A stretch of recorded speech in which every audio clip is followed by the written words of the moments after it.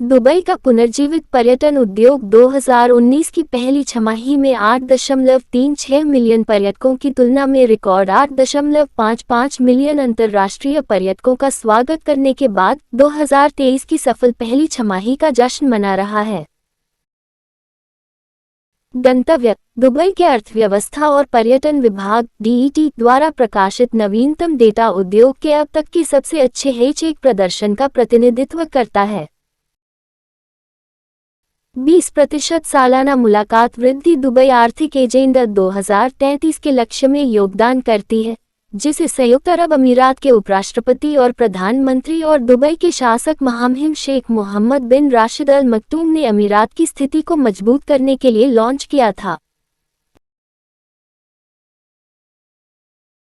Dubai में रहने और काम करने वाली प्रवासी महिलाओं के लिए ये कैसा है? संयुक्त अरब अमीरात में रहने वाले स्थानीय लोगों की तुलना में अधिक प्रवासियों के साथ दुबई जाना बहुत से लोगों को आकर्षित करता है। लेकिन एक रूढ़िवादी माहौल में स्थानांतरित होना, जहां 72% पुरुष आबादी है, एक कुछ महिलाओं के लिए काफी चुनौतीपूर्ण माना जा सकता है। प्रवासी श्रमिक श्रम बल का लगभग 9/10वां हिस्सा हैं और कुछ निजी क्षेत्र के क्षेत्रों में इससे भी अधिक। इन श्रमिकों के लिए स्थितियां अक्सर कठोर हो सकती हैं और 21वीं सदी की शुरुआत में राज्य ने श्रमिकों को संगठित होने की अनुमति नहीं दी। अन्य खाड़ी राज्यों की तरह जो विदेशी श्रमिकों पर बहुत अधिक निर्भर हैं, अमीरात ने अमीरातीकरण नामक एक कार्यक्रम में व्यवसायों को अमीराती नागरिकों को काम पर रखने के लिए प्रोत्साहन प्रदान करके विदेशी कर्मचारियों की संख्या को कम करने का प्रयास किया है। 21वीं सदी की शुरुआत में ऐतिहासिक विकासों के बावजूद प्रवासी श्रमिक मुद्दा कायम रहा। नए कानून बनाए गए जो गर्मियों में दोपहर के घंटों के दौरान काम पर प्रतिबंध लगाते हैं और ऊंट दौड़ में जॉकी के रूप में बच्चों, बड़े पैमाने पर प्रवासी के उपयोग पर प्रतिबंध लगाते हैं। दुबई के अमीरात का शहर और राजधानी है, जो संयुक्त अरब अमीरात के संघ का गठन करने वाले 7 अमीरातों में से सबसे धनी में से एक है, जिसे 1971 में ग्रेट ब्रिटेन से आज़ादी के बाद बनाया गया था। दुबई नाम की उत्पत्ति के बारे में कई सिद्धांत हैं। एक इसे दाबा से जोड़ता है, एक प्रकार का टिड्डी जो क्षेत्र को संक्रमित करता है, जबकि दूसरा मानता है कि यह एक बाजार को संदर्भित करता है जो शहर के पास मौजूद था।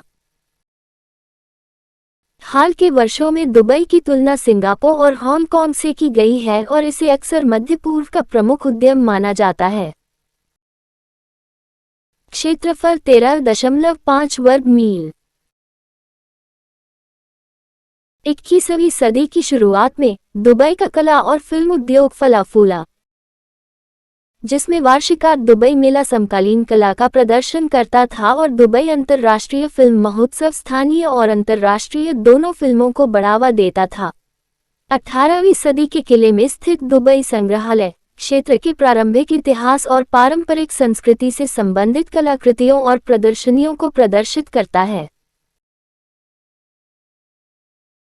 दुबई की सार्वजनिक पुस्तकालय प्रणाली की पूरे शहर में कई शाखाएं हैं और शहर के शॉपिंग मॉल में कई किताबों की दुकानें हैं। दुबई में साल भर गर्म जलवायु रहती है। गर्मी के महीनों में आर्द्रता अधिक होती है और वर्ष के शेष महीनों में मध्यम होती है।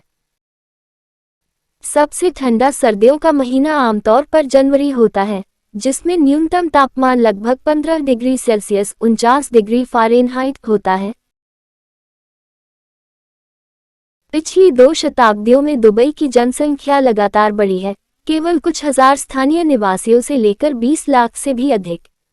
अधिकांश प्रारंभिक जनसंख्या वृद्धि पड़ोसी देशों के व्यापारियों द्वारा दुबई के व्यापार अनुकूल वातावरण में स्थानांतरित होने के कारण हुई।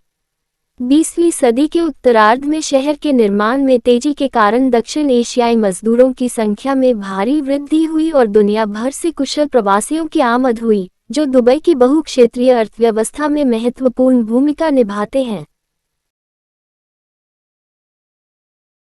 अगर आपको यह वीडियो पसंद आए तो कृपया लाइक, कमेंट, शेयर करें और इस चैनल को सब्सक्राइब करें।